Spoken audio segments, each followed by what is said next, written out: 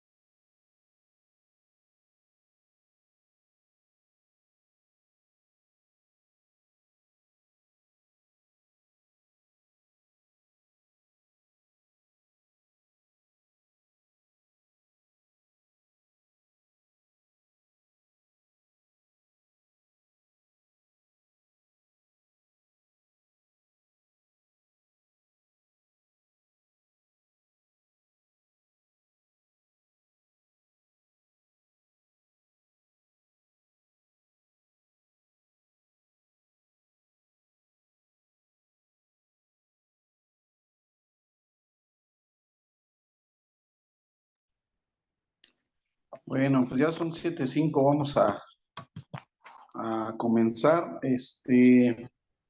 Ya se conectó también mi hermana Mauri. Seguramente ya anda mi hermano Josué. Y Josué, ¿anda Fanny?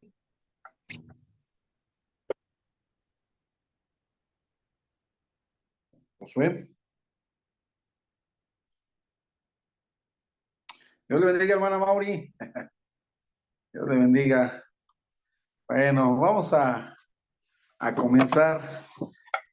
Pues ya iba a decir un poquito, pero no, mucho más relajaditos después de todo lo que significó este reto, esta odisea.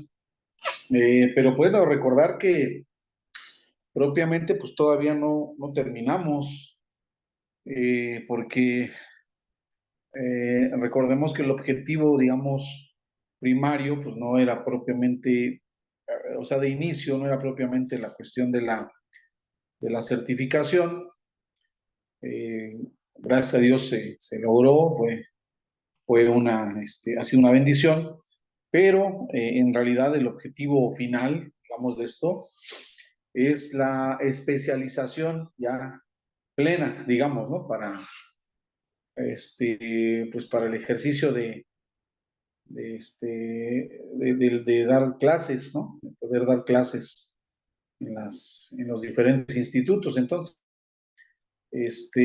pues vamos a continuar, nos tomamos una semanita de descanso, hicimos igual relajarnos, quisimos tomar un respiro, pero vamos a continuar, entonces, pues vamos a orar, vamos a pedir a Dios que Él sea con nosotros esta noche. Si vamos a orar, Padre Santo, le damos gracias, buen Dios, por la bendición de poder estar reunidos una vez más aquí por este medio, dándole gracias por la vida de mis hermanos que ya se pudieron conectar y Señor, poder continuar con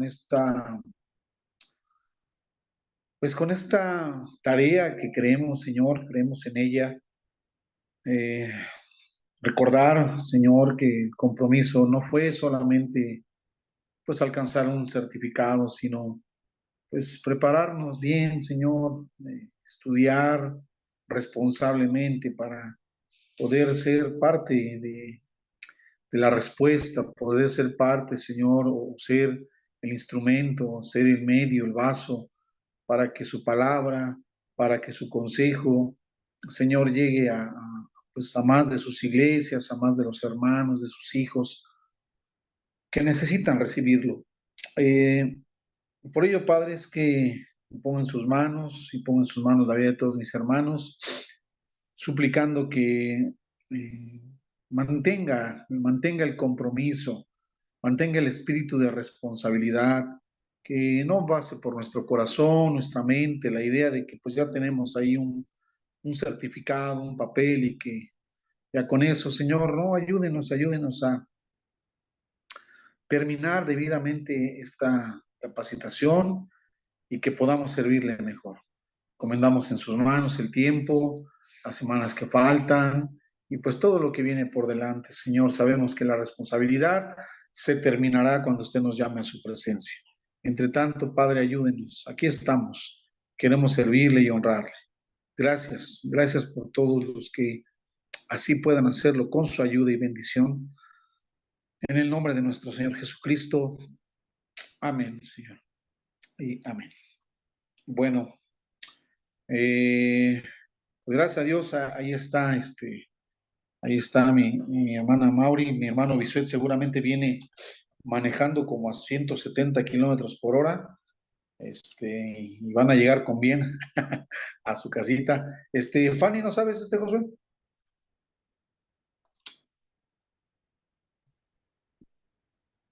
No lo sé. Fanny. Ahorita sube, es que sigue trabajando. Ok, bueno. Ok, bueno, falta por ahí la hermana Yanet y Rosita. Y aquí mis hermanos de los presenciales no han llegado. A ver, ahorita esperemos que lleguen. Bueno, hermanos, vamos a entrar ahora al repaso. Fíjense bien, vamos a seguir amalgamando o a seguir con la ilustración de los engranes. Cada una de las partes de la teología, perdón, quería estornudar y se me fue, disculpen.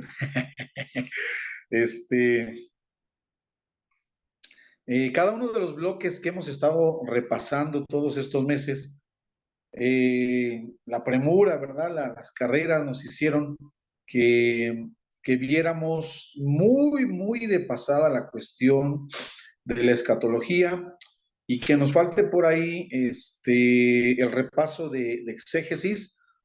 Agradezco a Dios por la vida de Fanny, que fue la única que presentó el examen de exégesis sin que hubiéramos repasado, pero bueno, gracias a Dios, el poder, el que ella estuviera ahí en la iglesia, ¿verdad?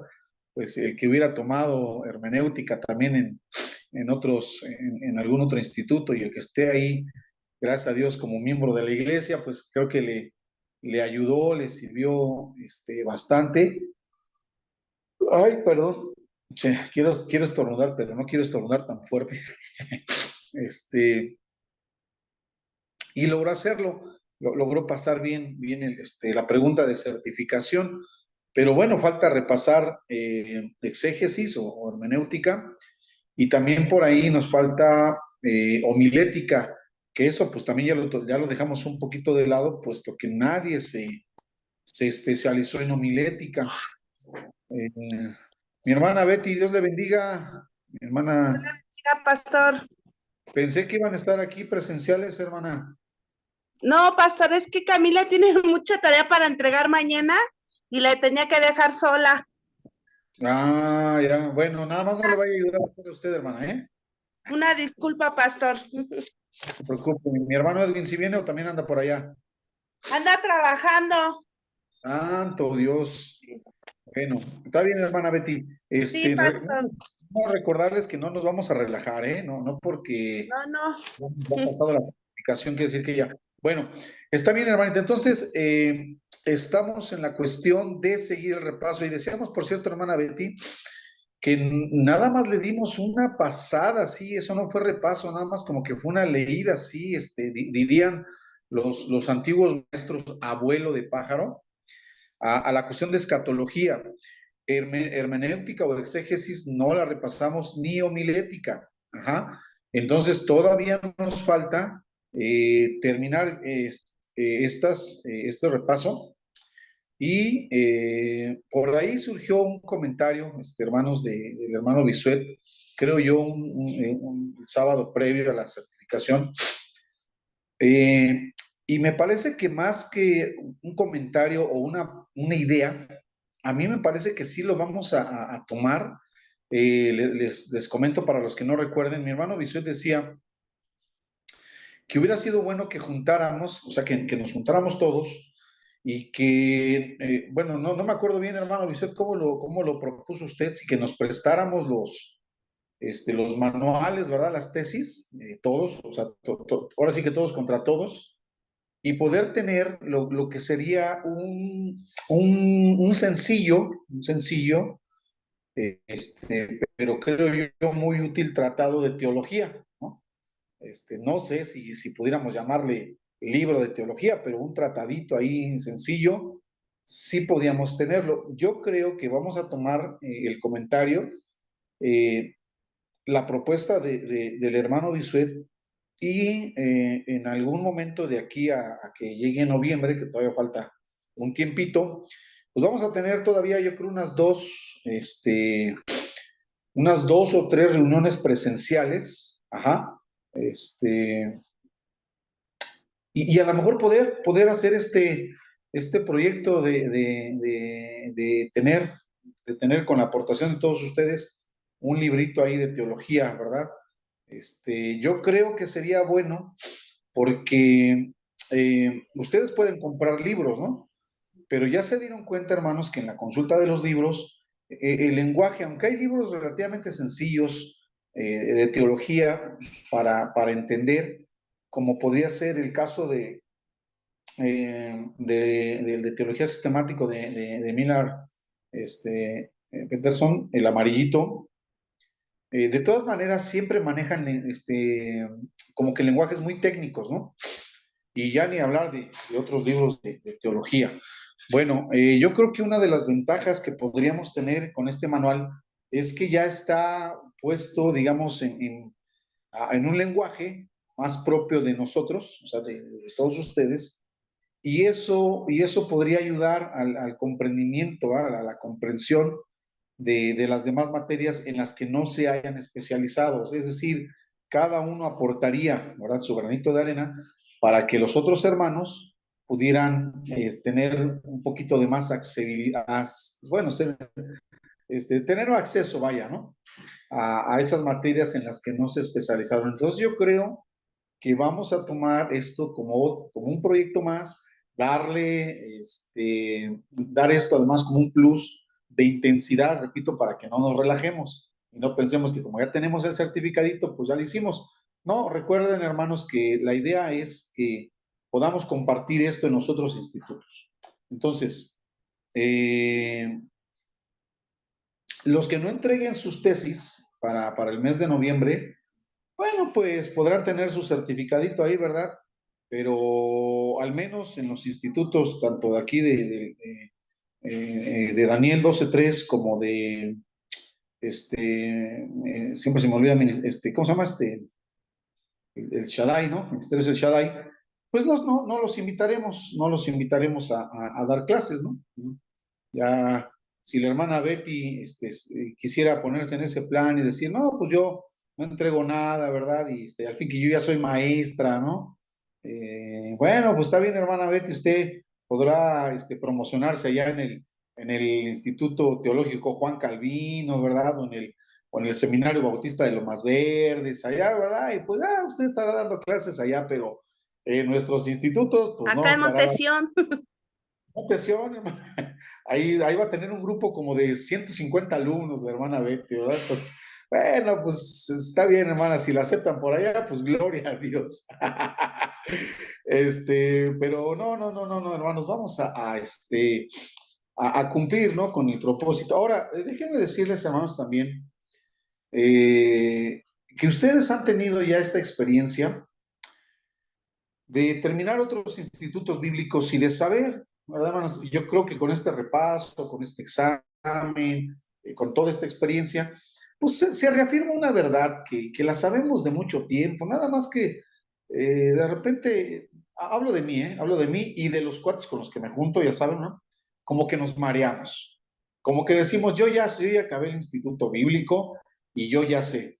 No hay nada más deplorable en la carrera ministerial que un ministro, lo que sea, pastor, maestro, lo que sea, crea que porque ya cumplió con cierto grado de estudio, cierto nivel de estudios, ya es suficiente. Eso no nos pasa muchísimo, pasa muchísimo.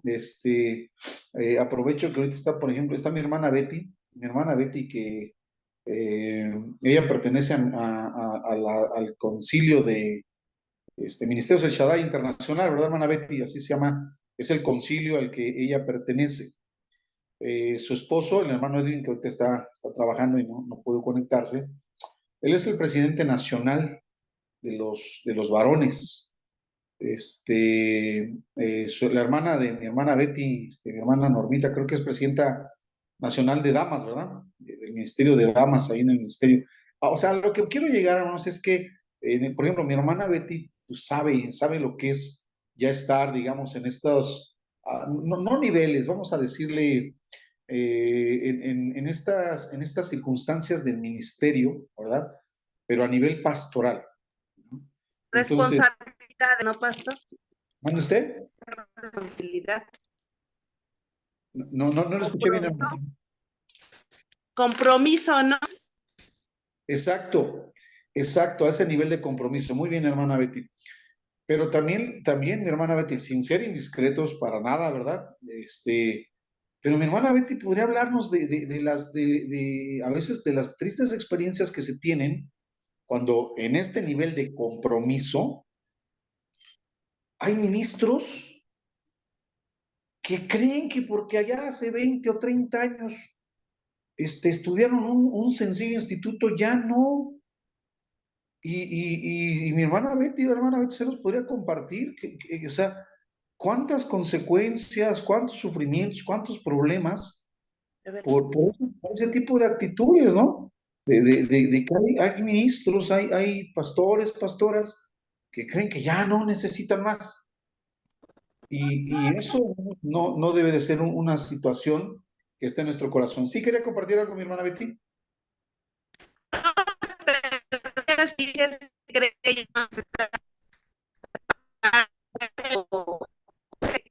que lo que hace unos años rendiste. ¿Qué cree, hermana, que soy muy entrecortado tu micrófono? Sí, pasamos. Como que corta un poquito, mejor le dejo el micrófono.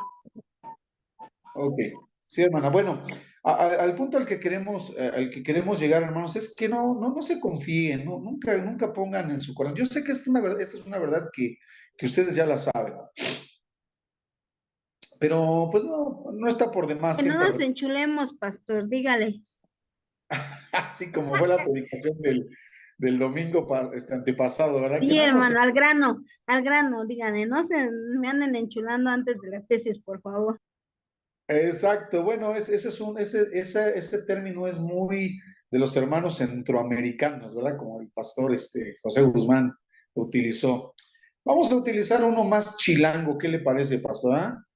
No, no, no, no, no, no muy doradas, ¿no? No, o sea, no. O sea, no, no, no, no, no. No, no hay que Díganle, creernos. no le echen mucha crema a sus tacos. Ándele, esa fue mucho más decente, hermano. No le echen mucha cremita a sus tacos, ¿verdad? Hermanos, déjenme, a manera de testimonio decirles que, bueno, en el ejercicio de estar preparando todas las guías, hermanos, aquí su humilde servidor tuvo que volver a chutarse todas esas materias. Tuve que volver a leerlas. He de testificarles, ¿no? A manera de testimonio, no fue ni por mucho uno de mis mejores momentos, así lo tengo que decir, para volver a leer. Eh, hay cosas que luego no compartimos mucho, y digo, ya aquí repito, relajados y en confianza, ¿verdad? Eh, Está mi hijo Josué, y hay cosas que uno a veces se guarda, ¿no? Pues ya saben, por la familia, por la iglesia. Se los comparto, digamos, como que a nivel o en el compromiso ministerial, porque creo que ustedes ya deben estar en este nivel de compromiso. Eh, eh, yo tuve un problema, hermanos, hace unos años, que por tanto leer, por tanto estar leyendo en las madrugadas, me daban como, ¿qué sería? Como alucinaciones teológicas. Yo me quedaba dormido leyendo libros, así me quedaba con el libro aquí, y entonces en las madrugadas estaba yo como si estuviera yo soñando, pero estructurando pensamientos teológicos. Era una cuestión incontrolable. Fue una situación muy complicada durante más o menos 2 años que yo tuve eso. Eh, pero yo no dejaba de leer todas las noches, a altas horas de la madrugada. Entonces me complicó eso. Gracias a Dios, a partir de unos meses para acá, bueno, dejé los libros, tuve que dejar de leer. Y cuando se trata de regresar para preparar estos materiales, hermanos, de verdad fue algo muy complicado, porque yo agarraba los libros y empezaba a leer y me venían esas alucinaciones así, como si algo me revolucionara la cabeza. Fue algo muy complicado. Eh, bueno, hermanos, todo esto nos sirve para entender lo frágiles que somos, ¿sí?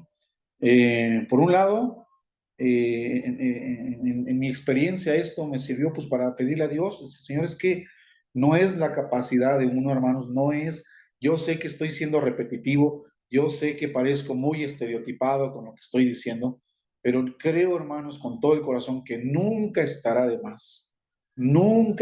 más subrayar esto. Si uno pierde el piso, si uno pierde la humildad, hermanos, si uno llega a creer que me gustó mucho, siempre digo que mi hermana Betty tiene puntuales y ácidos comentarios. Este estuvo muy bueno, hermana Betty, ¿verdad? El nivel de compromiso me pareció fantástico, me pareció maravilloso. El nivel de compromiso, en estos niveles de compromiso, eh, es muy complicado no perder el piso, no perder la humildad. Y entonces es cuando digo, hermanos, no está de más, aunque lo sepamos, aunque teóricamente lo sepamos. No, es que sabemos que la gloria es de Dios, es que sabemos que todo fue por Él. Los hermanos lo decimos, pero es muy complicado vivirlo. Nunca nos debe de quedar chica, hermanos, ninguna iglesia. ni ningún ministerio pastoral. Esto es algo que yo le he dicho a mi hijo, por ejemplo, bueno, en este caso a José, pero yo le he compartido en la iglesia, hermanos. Nunca nunca debemos de tener la idea de que un ministerio pastoral, que una iglesia, a las claras, que un pastor, una pastora, ya nos quedan chicos.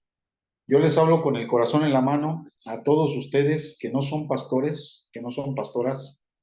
Yo se lo digo empezando, así como tengo el orden en la pantalla, veo a mi hermana, aquí en mi pantalla veo a mi hermana Nayi en el extremo superior izquierdo, luego veo a mi hijo, a Josué, en el extremo superior derecho, abajito veo a mi hermana Betty, del lado eh, derecho veo que están conectados mi hermana Mauri, mi hermano Bisuet, ellos están ejerciendo el ministerio pastoral ya, y abajo veo a la pastora Janet. Bueno, me dirijo, mi hermana Betty, mi hermana Naye, Josué, Fanny, que está por ahí, con mucho cariño. Hermanos, nunca tengan en el corazón la idea de que algún ministerio pastoral les queda, chicos. Yo a mi hijo se lo reafirmo, Fanny está ya vi que está Fanny también, se lo reafirmo a mi hijo José, papi, nunca creas que hay un ministerio pastoral que te queda chico. Eh, el ministerio pastoral es un llamado de Dios. Yo he tenido la bendición, hermanos, de conocer a muchísimos pastores, de verdad, no lo digo con arrogancia, conozco a muchísimos pastores, muchísimos, muchos ministerios pastorales y en muchas partes de la República Mexicana. Ahora ya he tenido la bendición de viajar al norte, que eran lugares donde yo no había viajado bien a bien. Bueno, pues ya conozco pastores y pastoras también del norte de la República. Y siempre he de reafirmarles esto, en todos lados está Dios y a todos esos pastores los llamó el Señor. Pero a mi hijo, a Josué, él ha tenido la experiencia desde muy niño de haber viajado a las etnias, a las comunidades rurales. Él viajó y ha estado en iglesias donde hablan el dialecto, donde hablan dialectos, donde los hermanos son, como creo yo decimos malamente a veces, ¿verdad? Inditos, donde son pastores inditos, así les decimos, ¿verdad? Como si uno fuera noruego, ¿no? Como si nosotros fuéramos alemanes, ¿no? Pero bueno, así los calificamos. Y, y él ha visto el testimonio de esos ministerios en construcción de templos, ¿verdad? En cantidad de gente que hay, ¿verdad? Por el trabajo pastoral. Son pastores que no sabiendo, o a lo mejor pensando que no saben de teología, han hecho una labor imponente, impresionante. Entonces, yo siempre les he dicho, respeten a los pastores, respétenlos. No repito, no porque ustedes hayan tenido la oportunidad de estudiar, de tener libros, o en el caso de mí, les he dicho igual, lo digo con objetividad. A mí Dios me permitió dedicarme a esto, ser esto, tener un ministerio de esta clase, de, esta, de este perfil, ¿no? Más doctrinal, más de enseñanza. Y bueno, pues de manera natural, Josué, Fanny, el hermano Alex, y aún los demás, ¿no? Mi otro hijo Joel, bueno, pues así se formaron, llevan muchos años y pues a lo mejor saben de conceptos, saben de términos, pero siempre les he dicho, respeten a los pastores, respétenlos. Tenemos la bendición en la iglesia de seguir recibiendo pastores. Nuestra iglesia sigue siendo sede de reuniones pastorales. Y ayer que estaba, les comparto también, hermanos, en un sepelio, en un velorio, falleció uno de mis tíos. Y, y entonces, tu tía Evelyn, Josué, Evelyn, esposa de uno de mis primos, testificaba, fíjense, y lo voy a decir así a manera de testimonio, testificaba que ella tuvo oportunidad de ir a algunas juntas de pastores que se hacían allá en el otro salón, y, y ella decía, esta tía de Josué, prima mía, es pastora también, es esposa del pastor Alejandro, Y ella decía, cuando yo fui a esas juntas de pastores, vi a dos muchachitas, vi a dos jovencitas, y se refería a Fanny y a Yari. Dice, y yo las veía movidas, sirviendo, acomodando, trapeando. Y esta pastora testificaba, decía, qué bonito, o sea, qué bonito. Bueno, pues hermanos, eso es lo que yo he procurado compartirles ahí a mis hijos, a la iglesia. Las juntas de pastores, pues van pastores, y a los pastores hay que recibirlos bien, a los pastores hay que tratarlos bien, hay que tratarlos con honor, con respeto, ¿no? Hay que honrarlos, son hombres y mujeres que dieron un amén al llamado del Señor. Bueno, ahí está también mi hermana Mauri, mi hermano Bisuet, que pueden dar testimonio, porque ellos también estaban en esas juntas y saben que hoy seguimos recibiendo a pastores ahí en la iglesia. Bueno, yo les seguiré reafirmando a Josué y a Fanny, a Liz, que ya se conectó también, pero ahora también con mucho cariño mi hermana Betty, y no porque mi hermana Betty no lo haga, porque también mi hermana Betty es una de las turbinas de esta iglesia. Yo sé mi hermana Betty que ella es una mujer que viene a trapear, que viene a barrer, que viene a lavar trastes, que viene a servir. Bueno, nunca pierdan eso, hermana Naye, Liz, hermana Betty, nunca pierdan eso, nunca pierdan eso. Siempre honren a los pastores, respétenlos, y aun y cuando ustedes puedan en algún momento llegar a saber más, porque eso está bien. Yo creo que en algún momento, hablando de ahí de la iglesia donde yo estoy, si Dios quiere que siga algún tiempo, pues en algún momento Josué, Fanny, Liz, mi hermano Alex, aún los jóvenes que vienen allá, pues en algún momento me puedan superar, que les va a costar trabajito, va a costar trabajito superarme, pero si en algún momento me superan, qué bueno, ¿no? Qué bueno, gracias a Dios que lo hagan, está bien, muy bien, pero que no pierdan el piso nunca. Ustedes tienen un certificado por un ministerio internacional, todos ustedes, fíjense que curiosamente yo no lo tengo, a mí no me certificaron, a mí no me dieron certificado de eso. Y sin embargo, hermanos, les reafirmo, su compromiso no terminó el domingo antepasado, ¿eh? O sea, su compromiso es entregar un muy buen trabajo, una muy buena tesis, una. Dos, saber que esto que ustedes recibieron es para servir, tienen que servir. Y aquí entra todo ese orden, hermanos, del que tanto hablamos en eclesiología, entra esa congruencia de la que tanto hablamos en cristología, en el doble estado, en los dos estados, ¿no?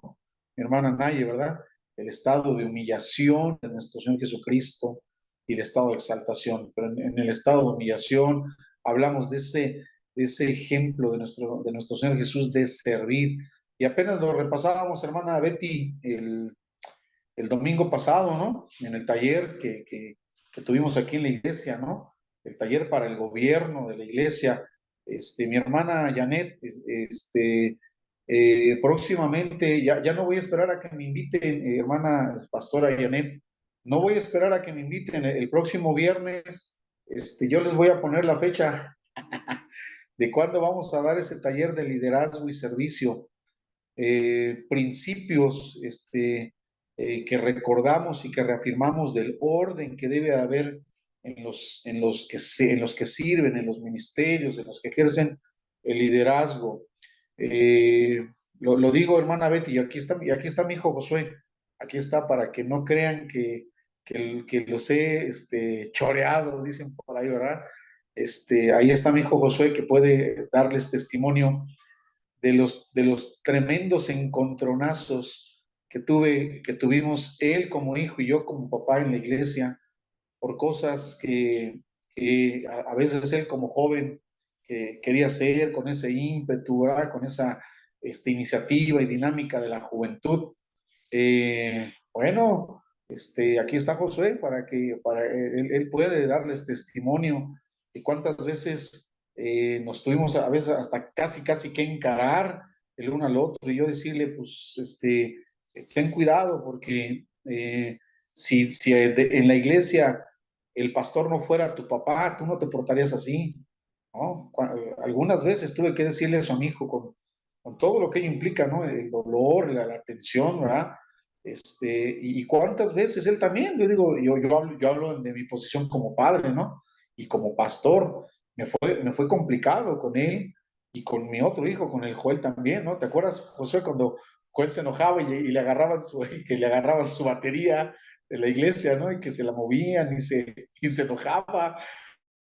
Y bueno, pues ahí hermanos, y él también podrá decirles, ¿no? Sus experiencias en lo complicado que ha sido, es exactamente igual, ¿no? Que el pastor de la iglesia donde él se congrega sea su papá, ¿no? Pero bueno, gracias a Dios en el entender el orden,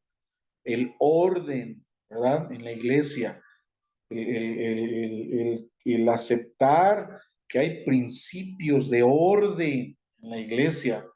Bueno, pues aparte de que nos evitó más choques y más conflictos, pues nos ha permitido que la iglesia pues camine un poquito mejor, ¿no? Un poquito más organizada. Yo a estas alturas de la vida, lo digo también con mucho agradecimiento, pastora Yanet y mi hermana Mauri, mi hermano Bisuet, que son los que están en el pastorado, yo le agradezco mucho a Dios que puedo hacer esto, puedo estar aquí, puedo viajar, puedo ir a dar clases a Betel, puedo dar clases aquí y no descuidar, decir, no descuido la iglesia, o sea, porque hay un grupo de hermanos, de jóvenes y de adultos que son el gobierno de esa iglesia. Hay 4 diáconos ahí y otros colaboradores que cuando yo me voy, ellos saben ya lo que tienen que hacer y lo hacen y no esperan que cuando regrese el pastor los felicitemos. Lo que sí están pendientes de esperar es que si algo salió mal, llegue el pastor a regañarlos. Si las cosas salieron bien, no los felicitamos, pero si las cosas salieron mal, sí los regañamos.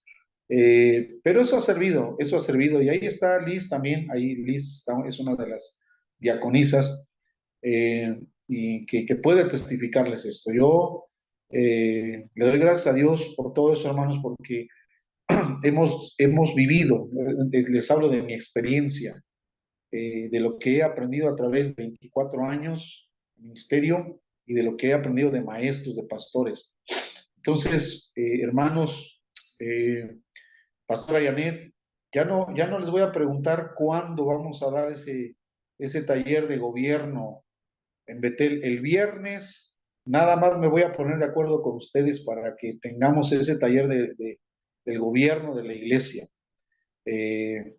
Y, y que caminemos, hermanos, como grupo, así como grupo de iglesias, de hermanos, caminemos un poquito mejor, que sirvamos un poquito mejor, ¿sí? Toda esta introducción, hermanos, es para que nadie se me relaje, seguimos preparándonos. Hermana Betty, vamos a seguir hablando de escatología y vamos a entrar a la materia de Fanny, que les decía al principio, la exégesis. Ya no tuvimos oportunidad de repasar exégesis, pero gracias a Dios Fanny pasó muy bien su examen, porque pues igual, hermanos, ahí en la iglesia se ha dado ese perfil del estudio y bueno, pues ahí están, gracias a Dios, algunos frutos. Miren, les comparto este librito, si se alcanza a ver el título de este librito, si se alcanza a ver. A ver, se llama el librito Profecía Bíblica y Literatura Apocalíptica. Ya le saqué foto, pastor. Bueno, a ver, ahí está para quienes quieran sacarle foto. Les platico de qué trata el librito. Es una combinación, mi hermana Betty, vaya, este librito nos va a llevar a entender un poquito mejor la escatología, pero Fanny es un libro que nos va a enseñar a interpretar las profecías y, bueno, el libro del Apocalipsis, ¿sale? Este librito, pues así como dice aquí la breve presentación, dice, ¿cómo entender las profecías y la literatura apocalíptica?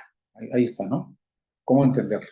Entonces, vamos a entrar aquí al campo del exégesis, pero nos vamos a meter con la escatología, hermana Betty. Fíjese, ¿vale? Vamos a repasar esto. Entonces, en el ramo de la escatología, decíamos que no tengo mi guía, se la llevó el pastor José Guzmán. Fíjese cómo ve, hermana Betty, que el pastor José Guzmán se llevó mi guía, y ya no imprimí otra, pero bueno, lo que debemos ir tomando seriamente en cuenta, y ahorita sí vámonos con calma, es cómo, hermanos, se llega o en dónde empieza esa idea de que este mundo, esta realidad, va a llegar a un fin, se va a acabar. ¿Dónde surgió eso? Bueno, pues lo platicábamos muy carreradamente, hermana Betty, en esos miércoles previos, ¿verdad?, a la certificación. Pues surge desde el mismo Génesis, desde que se da la terrible sentencia por el pecado de la humanidad. En ese momento en que la humanidad peca y se aparta de Dios, en ese momento la humanidad y toda la creación caen bajo maldición. En ese momento empieza a fraguarse el imperio de la muerte. La muerte no existía, la idea de un final no estaba en el proyecto de Dios, pero con este terrible acontecimiento inicia más que la idea de una historia que se iba a prolongar. Es como si en ese momento hubieran prendido el cronómetro a la inversa, ¿no? O sea, no es que con la caída del ser humano, que bueno, pues aquí, a partir de aquí va a empezar una larga historia de la humanidad. No, al contrario, debemos de verlo al contrario. A partir de ahí, ¿verdad?, el cronómetro del fin de los tiempos se activó. Y la cuenta regresiva. Es la cuenta regresiva. A partir de la caída empezó la cuenta regresiva de la humanidad y de todo esto que existe. Ajá. Es decir, cuando alguien, hermanos, habla, por ejemplo, y toma, ¿no?, la frase, esta más propiamente de los evangelios y de las cartas, o sea, más de los escritos del Nuevo Testamento, de los últimos tiempos, ¿verdad? Sí, esa frase es común, pero más en el Nuevo Testamento, ¿no? Mucho más, los últimos tiempos. O como traduce nuestra Reina Valera, el fin del siglo, ¿verdad? Otras versiones más nuevas, el fin de los tiempos, el fin de la historia, ¿verdad? En realidad, y concretamente hablando, a partir de la caída, pues la humanidad empezó a vivir los últimos tiempos, ¿no? Porque antes de la caída todo apuntaba a la eternidad, todo iba a ser eterno, todo era eternidad. Ajá. No había muerte. Pero cuando viene lo que llamamos la caída, entonces a partir de ahí se empezaron a vivir los últimos tiempos. A ver, no me quiero con esto perfilar, hermana Betty, sobre todo usted, ¿qué es en esto? No con esto me quiero perfilar, ni quiero inducirla a usted, ni a nadie de los que están aquí escuchando esto, a una escuela escatológica específica. O sea, no me voy a perfilar a mi postura escatológica, que ustedes ya lo saben. abiertamente no es no es la dispensacionalista, ¿sale? Esto ya no es un secreto, no es ni un secreto a voces. Abiertamente yo me he pronunciado, ¿verdad? Por ser alguien que no cree en la escuela dispensacionalista, ¿no? Pero esto no quiere decir, repito, que lo que estoy diciendo sea con el prejuicio de tirarle a la escuela dispensacionalista. Es la realidad, ¿no? Es la realidad. Cuando entra la muerte, está bien cerquita hacia el fin. Y por aquí voy a compartirles una frase que tiene que ver con esto y que yo la aprendí hace algunos años y que hoy, por cierto, ayer, por cierto, ante este acontecimiento que les platico, les testifico el fallecimiento de uno de mis tíos, recordábamos, para morirse, nada más hay que estar vivos, ¿eh? O sea, lo único que necesitamos para morirnos es estar vivos, ¿verdad? Y podríamos decir así también esto de la historia, ¿no? Pues para que se acabe esta historia, pues nada más es necesario que haya empezado. ¿Ya? Ya. Ok, bueno.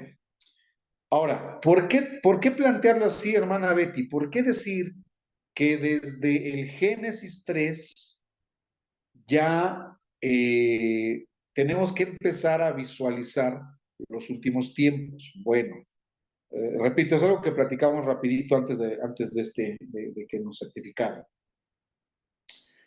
Si nosotros queremos llegar a los textos escatológicos, muy poquitos en comparación con los del Nuevo Testamento que hay en el Antiguo, y luego llegar a los textos escatológicos del Nuevo Testamento, como pueden ser Mateo 24, Marcos 13, o sea, los mensajes escatológicos de Jesús. Y luego los textos escatológicos, por ejemplo, de Pablo, ¿no? Ahí en Primera y Segunda de Tesalonicenses, luego los de Pedro, también en Primera de Pedro, y así llegar al Apocalipsis. Si nosotros queremos llegar a esos textos apocalípticos sin ver desde dónde está el origen de esta idea, que repito es desde el Génesis, entonces ¿a qué nos va a perfilar, hermana Betty, nuestra interpretación? Bueno, decíamos, ¿verdad?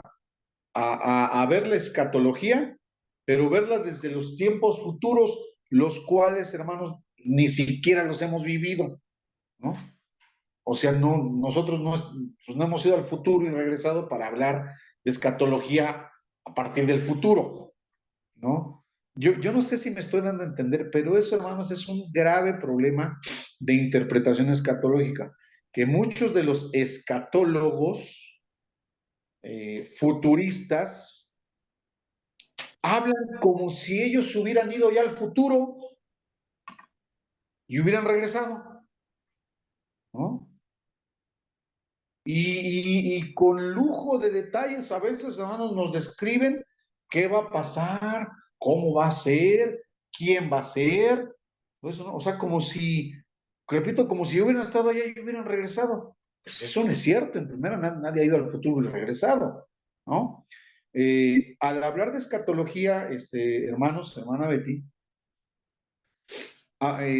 cometemos el error de hablar a futuro, también, o sea, desde un futuro, cuando pretendemos saber, como digo, hay desde esas pretensiones, digamos, justas o normales, hasta las más groseras y excéntricas de esa gente que ha dicho, es que yo estuve muerto y reviví y regresé, y allá en el infierno donde estuve, vi a Ricky Martin con Juan Gabriel besándose, ¿no? Algo así, ¿no?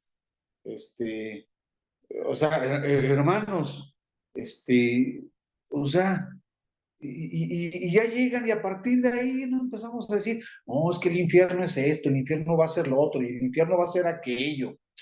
Hermanos, nadie ha ido, o al menos nadie ha ido y regresado. Pues, tenga mucho cuidado con esas cosas todavía hoy, Todavía se dan eso de que yo fui allá, estuve en el infierno y regresé. Hermanos, acuérdense, lea, por eso la Biblia, ahí está, tenemos la palabra profética que es la más eficaz y la más segura. Está escrito que todo hombre muera una vez y después de esto, el juicio. ¿Cómo hay personas y hay gente y hay iglesias que ahí andaban en mis tiempos, ¿verdad? Ahí andaban comprando los CDs del ese que decía que había muerto y que había estado en el infierno y que había regresado. Y ahí iban a las iglesias y los invitaban, no, es que va a venir un hermano que se murió y que fue al infierno, y ahí lo recibían y la iglesia se atiborraba para escuchar qué es lo que había pasado. Digamos, ¿qué la Biblia no dice eso? Está escrito que todo hombre muera, ¿cuántas veces? Una. Y después de que muera, ¿qué le va a pasar a esa persona? Pues algún día va a ir al juicio, ¿no? Va a ser enjuiciado. ¿Cómo es que les creemos esos que dicen que regresaron? Hay un personaje en la Biblia que testifica y ni siquiera se atreve a decir que es él, ¿no? Ahí en la primera carta a los Corintios, el que escribiera esa carta dice, sé de un hombre que si en el espíritu no lo sé, si en la carne no lo sé, pero fue llevado al tercer cielo y vio cosas, dice ahí claramente, que no le fueron permitidas decir. Todos deducimos que fue Pablo, ¿no? Entonces entendemos que fue el apóstol Pablo el que tuvo esa experiencia, esa visión, esa revelación, o a lo mejor sí el Señor se lo llevó a ese tercer cielo del cual vamos a platicar en escatología, pero su experiencia y lo que él dice es, a mí me dijeron, si es él, no puedes decir nada. Fíjense cómo a Pablo se lo prohibieron y a estos que venden hasta los discos o ya están en YouTube, eso se andan diciendo, ¿no? Entonces, bueno, uno de los problemas, hermana Betty y hermanos, al estudiar escatología es que hablamos en primer lugar de la escatología desde el futuro.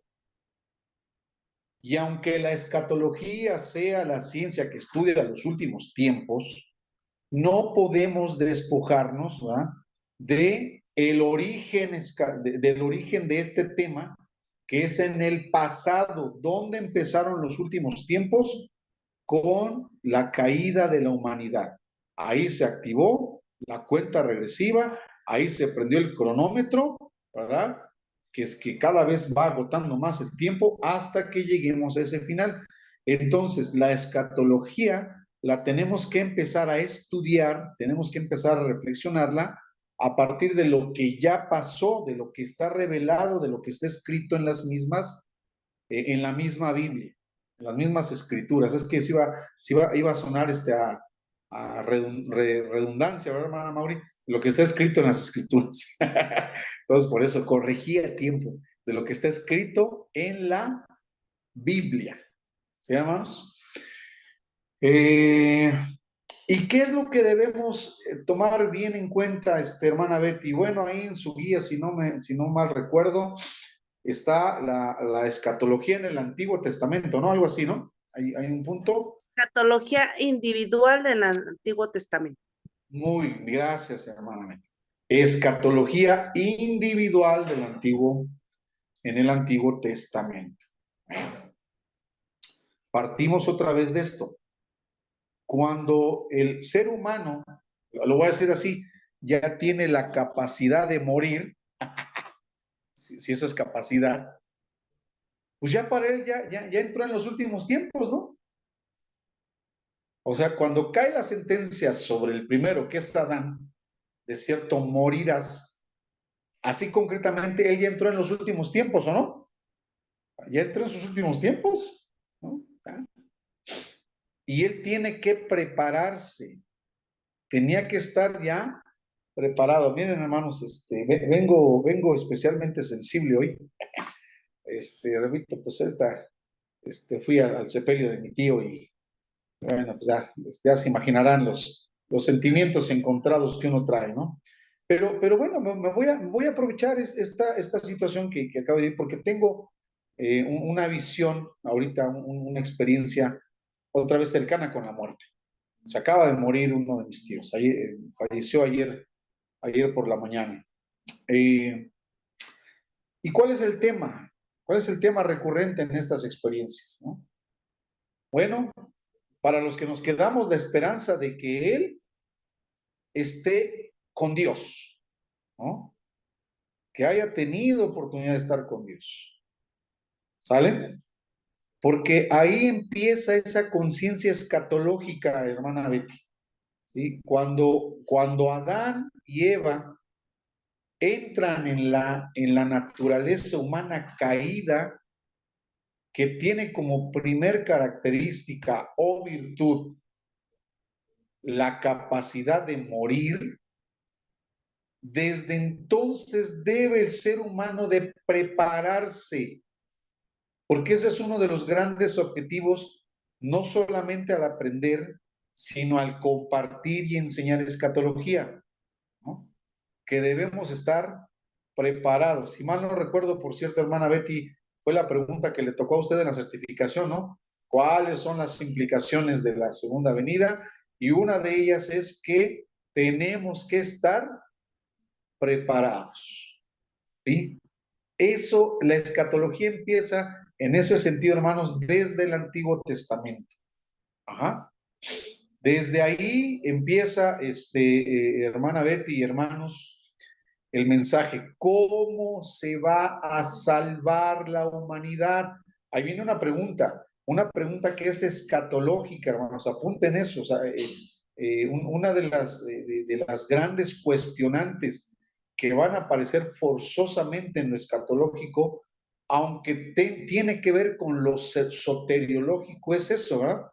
¿Cómo se va a salvar? ¿Hay remedio ante la noticia de que esto se va a acabar? ¿Hay remedio? Pues sí, ¿no? Sí lo hay, ¿no? ¿Quiere preguntar algo, hermana Betty, o quiere decir algo? No, Ah, no, pastor. pues, ok, gracias, hermana. Es que como vi que prendió su microfonito, dije a lo mejor quiere participar. Bueno, entramos en esa pregunta, ¿no? Y aunque aparentemente en el libro de Génesis no, o sea, no está, por supuesto, no está explícitamente la pregunta, pero la misma acción de Dios, ajá, sí nos dice, si bien que él no se preguntó, ¿no? Pero sí nosotros podríamos decir eso, vamos a decir, bueno, ya Dios vio que estaba la humanidad perdida y vio que esa perdición de la humanidad iba a llevar a todo el resto de la creación, a toda esta humanidad, a un colapso, ¿no? A un fin, a una destrucción total, a una aniquilación total de esto.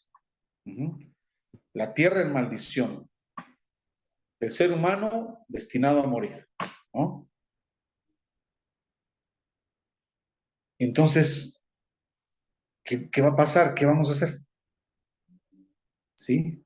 Desde ahí ya está planteada la pregunta, ¿qué? Entonces, ¿ya no hay remedio? ¿Ya vamos a dejarnos morir y que esto se acabe? Y bueno, aquí entramos a otra cuestión. En el Antiguo Testamento, hermana Betty, hermanos, no vemos con mucha claridad, también lo platicábamos, el concepto de vida eterna, ¿sí? En ninguno de los dos sentidos. No vemos ni el concepto de vida eterna para salvación, ni de vida eterna para condenación. Yo sé que ya está trabajando su cabecita y ya se ubicó en Daniel, en el libro del profeta Daniel, pero acuérdense de lo que platicábamos antes de esto, acuérdense. Ahí Daniel tiene... Como que ya no me enfoco tanto en el libro de Daniel, pastor. No, bueno, sí enfóquense, hermana, pero vamos a tratar de enfocarnos con las debida contextualización, ¿sí? Ok. Porque, pues sí, porque ya lo platicábamos, ¿verdad? Pero bueno, antes de que comentemos de Daniel. En el Antiguo Testamento decíamos, no es tan abundante el material, los textos que hablen de vida eterna futuro en ninguno de los dos sentidos, ¿no? Y entonces, ¿cuál sería el mensaje escatológico? Bueno, apunten esto, hermana Betty. O sea, lo primero que va a manifestar Dios, ahí va mi expresión muy pentecostal, bendito y alabado su nombre, es su deseo de salvar a la humanidad de ese final estrepitoso al que está condenado. Y lo hace con esa imagen, ¿verdad? De cubrirlos. ¿Se acuerdan? Ellos en el relato muy, ¿cómo se dice? Muy retórico del Génesis 3, se quisieron cubrir con hojas de higuera. ¿Se acuerdan? Eso no les cubre, pero es la acción de Dios, ¿verdad? De cubrirlos. Ahí vamos a entrar, estamos entrando al rollo soteriológico. Aquí, hermana Betty, hermanos en general, escatología y soteriología empiezan a trabajar juntos, ¿sí? Ahí soteriología y escatología empiezan a engranar. Esos dos engranes se empiezan a mover de manera maravillosa, chida, ¿sí? Antes de pensar, hermana Betty, la Biblia, ¿verdad? En que el anticristo, que la gran tribulación, que el milenio, que todo eso, lo primero que manifiesta Dios es su deseo de salvar al ser humano del fin, de la muerte, de la aniquilación. ¿Sale?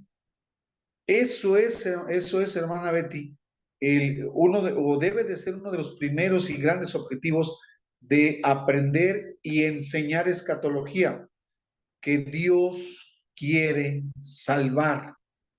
Dios quiere salvar. ¿Mm? Y es lo que no se predica o se parte o se enseña, pastor. No La se mayoría enseña. se enfocan en los eventos futuristas en el futuro, pero esto es muy importante. La Así es, esperanza que tenemos. así es efectivamente. Y bueno, qué bueno que lo esté identificando, porque es eso, ¿no? O sea, cuando hablamos de escatología en esos términos, por eso es que a veces a algunos les parece tan apasionante, porque es más amarillista y sensacionalista, y a muchos les parece aterrador, ¿no? No quieren, no, es que, ay, no, a mí ni me digas de eso. No, yo no quiero saber nada de eso. Porque otra vez, ¿verdad? No se entiende que el origen de la escatología es esperanza, es salvación. El origen de la escatología es esperanza y es salvación. Ajá. Dios, en su gracia, seguimos en soteriología, la gracia muestra que esos seres humanos caídos, perdidos, que habían fallado, quisieron hacer algo por salvarse. O sea, hicieron obras, de ahí nacen las doctrinas de la gracia. Las obras están representadas en las hojas de higuera. Usted podría tomar eso como símbolo, ¿verdad? Las obras están representadas desde el Génesis con las hojas de higuera. ¿Para qué les sirvieron las hojas de higuera a Adán y Eva? Para taparse, cubrirse. Pero sí se cubrieron. Pues se cubrieron físicamente, ¿no, pastor? Pero muy en el fondo, pues ellos sabían que ya habían pecado. Eso nada más fue algo simbólico por fuera, solamente. Podría ser. A ver, para que vayamos entrando aquí, hermanos, es muy importante, por eso les dije, ahorita vamos a entrar al repaso de escatología, pero nos vamos a hacer el puentecito para el exégesis. Si nosotros no entendemos desde el Génesis esos símbolos, hermana Betty, no esperemos entender el Apocalipsis, ¿eh? A ver, cuál es o qué significa el acto de Adán y Eva de cubrirse con hojas de higuera? ¿Qué se querían cubrir? Hermana Betty, perdón, hablando de algo que nos compartió usted ahora que fuimos allá a provincia, este, pero no lo vamos a contar, hermana Betty, vamos a respetar el momento santo. No hay problema. Bueno, íbamos, hermanos, y miren, no creo que me voy a salir del tema, voy a utilizarlo como ilustración. Íbamos rumbo a Oaxaca, a la sierra de Oaxaca. Ya habíamos recorrido mucha distancia y muchas horas, y pues a todos nos empieza a dar la sensación de ir al baño. Y allá, hermanos, ya en las cumbres de la Sierra Mazateca, pues allá ya no hay Walmart, ni mercaditos, ni nada de eso, ¿verdad? Donde uno pudiera correr. Y entonces mi hermana Betty, pensando en también que por ahí se nos hubiera olvidado llevar papel de baño, papel higiénico, expresa con esa frescura esos comentarios puntuales y agrios de la hermana Betty diciendo, ¿verdad? No se preocupen, hermanos, aquí hay muchas hojas para taparnos la cara.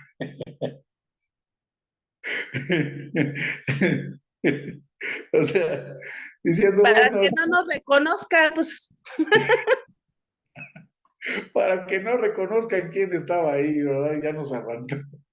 Bueno, hermana Betty, fíjese que su comentario lo voy a tomar precisamente, tiene un amplio espectro de ilustración, porque las hojas de higuera, hermanos, si nosotros estamos pensando que Adán y Eva, y digo, gracias a Dios está mi hijo José como varoncito y el hermano José por ahí. Voy a decir esto con mucho cuidado y con mucho respeto y cariño para todas mis hermanas, las damas que están aquí presentes. Pero si ustedes o yo estamos creyendo que las hojas de higuera eran para cubrirse la zona púbica o los pechos y las pompis, para que no los viera Dios así, hermanos, ya de entrada estamos malinterpretando totalmente la acción. O sea, hermanos, eso no lo ha hecho la tradición, y más la tradición medieval, católica, romana, de pintarnos a un Adán y a una Eva. Apenas vi en la televisión, fíjense, estaba viendo en las noticias otra cuestión de un documental que tenía que ver con salud y que recomendaban, insisto con el respeto, hermanos, pero estoy tratando de tocar estos puntos así. El documental que estaba viendo yo en la tele tenía que ver con las virtudes de dormir desnudo, ¿no? Ese era el tema. Bueno, pero como para ilustrar eso, nos ponen ahí a un Adán y a una Eva, así, con hojas de higuera cubriéndose el pecho, la zona pública, así. Y tenemos esa imagen de que cuando ellos comen del fruto prohibido, esa otra cuestión simbólica, representativa, abren sus ojos y se dan cuenta que estaban desnudos, y entonces van y cortan hojas de higuera, y a nosotros, hermanos, desde nuestra cultura muy ya occidentalizada, nos dice la conciencia que lo que se debieron haber cubierto Adán y Eva era eso. No, hermanos, no. O sea, el Génesis no está diciendo que se cubrieron para que Dios no los viera encuerados. Ay, es que nos va a ver encueraditos Dios. O sea, si Dios los había creado, hermanos, para empezar, si fuera eso, ¿no? O sea, o sea, ¿de veras creen que Adán y Eva, o creemos que Adán y Eva estaban tan retrógrados, tan tontos, que decían, que habían dicho, ay, es que va a venir Dios y nos va a ver encueraditos? ¿Qué no hablaban con Dios? ¿Qué no tenían una comunión con Dios? Así tal cual estaban. O sea, la acción, hermanos, que narra la Biblia de cubrirse no era cubrir la desnudez literal, sino cubrir ya, hermanos, precisamente la falta, la falla. La Biblia dice que ellos quisieron cubrir a las claras, así o dicho de manera ya en términos bíblicos, lo que quisieron cubrir fue su pecado, su desobediencia. Las expresiones se dieron cuenta que estaban desnudos, significan se dieron cuenta que estaban desprotegidos, se habían salido de la protección de Dios y quisieron cubrirse, quisieron protegerse. O sea, quisieron salvarse a sí mismos. Y eso no es posible.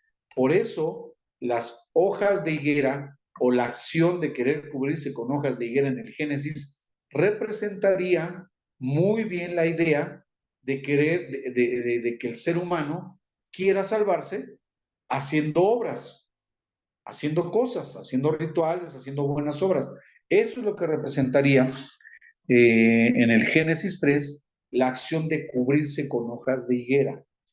Ante eso, la respuesta de Dios, bueno, en primera Dios anuncia, ahí en el Génesis 3 se da el primer anuncio de juicio y de final. ¿Sí, hermanos? En el Génesis 3 se da el primer anuncio de juicio y de final. Vas a morir. Te dije que si hacías eso, ibas a morir. ¿Qué está anunciando en otras palabras? El final, ¿no? Sí está anunciando el fin, ¿no? Vamos a morir. Está anunciando el final. Y luego aparte, por así decirlo, hermanos, se lleva entre las patas a toda la creación. No, no es la expresión de Dios, maldita será la tierra por tu causa. O sea, la tierra va a entrar a partir de entonces en un proceso de destrucción, de descomposición. ¿Sale? Entonces, ahí están, hermanos, los primeros juicios escatológicos en el Génesis, desde el Génesis están. Pero ahí mismo viene, hermanos, la primera acción de parte de Dios en su gracia, también escatológica, de salvar. Y es el acto de Dios de cubrirlos a ellos con pieles. Ajá. Ahí implícitamente, hermanos, no se nos dice, pero sí, implícitamente está un sacrificio. ¿Sí? Las pieles salieron de un animalito. Ahora, o sea, por eso les decía, si nosotros vamos a interpretar las hojas de higuera como que están cubriendo las partes más íntimas del ser humano y eso, no. ¿Qué interpretación le daríamos entonces a la acción de Dios de cubrirlos con pieles? Ah, no, pues es que ahí, es que mire hermano Samuel, es que eso está lógico, ¿no? No es lo mismo 3 o 4 hojitas de higuera que si acaso le tapan a uno, pues hay los puntos como que pues, más privados. En cambio ya, pues una buena túnica de piel, pues ya cubre todo y como que ya está uno más cubierto. Yo sé que estoy diciendo una tontería, hermanos. O sea, yo entiendo que estoy hablando una verdadera incoherencia, pero si, se repito, ¿no? Si desde el principio no entendemos lo que significa una acción y otra, pues entonces me van a tener que dar permiso de seguir hablando incoherencias, ¿no? No, hermanos. La acción de cubrirlos con pieles nos va a llevar al entendimiento de que alguien murió o algo. Nos va a hablar desde entonces del famoso sustituto. Desde ahí empieza la idea del sustituto. Ajá. Por eso les dije, estamos trabajando ahorita los engranes de soteriología y de escatología. Ajá. No perdamos de vista que estamos todavía en el repaso de escatología, pero hay un sustituto. O sea, literalmente no murió Adán y no murió Eva en ese momento, pero hubo algo o un alguien que sí murió en el instante. ¿Estamos de acuerdo en eso, hermanos? En ese momento sí hubo un sacrificio. No existía la muerte, pero alguien fue sacrificado o algo fue sacrificado. No existía la muerte natural, el proceso natural. No creamos que, a ver, igual, permítanme las incoherencias. No creamos que Dios entonces volteó y ya vio un chivito muerto y dijo, pues este está muerto, lo voy a desollar, le voy a quitar la salea, ¿no? Y la piel. No, no, no, no, no, no, no, no, por supuesto que no, ¿verdad? Porque nada moría en ese momento, nada moría, no existía la muerte. No existía la muerte ni para el ser humano, ni para los animales, ni para las plantas, no había muerte, simple y sencillamente. Entonces, ese acto de cubrir con pieles nos va a decir implícitamente que hubo un sacrificio, o sea, ahí alguien mató, alguien mató y algo o alguien murió, ¿vale? Desde el Génesis se va a hablar del sustituto. A partir de ahí, esta es una expresión de un maestro mío que tuve hace muchos años en soteriología, por cierto, va a empezar a correr un largo río de sangre que va a culminar hasta la cruz. ¿Sale? Pero a ver, antes de eso, entonces, ¿cuál es la primera acción tanto escatológica como soteriológica? O al revés, soteriológica como también escatológica. Bueno, es la acción de cubrir para salvar. Y esa la efectuó Dios. Cubrir para salvar. Y esa la efectúa Dios.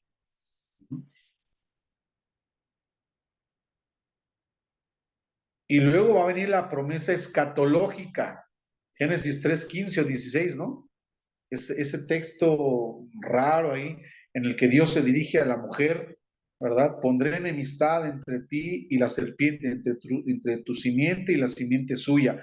Ella te va a herir en el calcañar, pero tú la vas a herir ahí en la cabeza. ¿Vale? Lo parafraseé, ¿no? Ahí está la primera promesa soteriológica, pero también escatológica, hermana Betty. ¿Sí?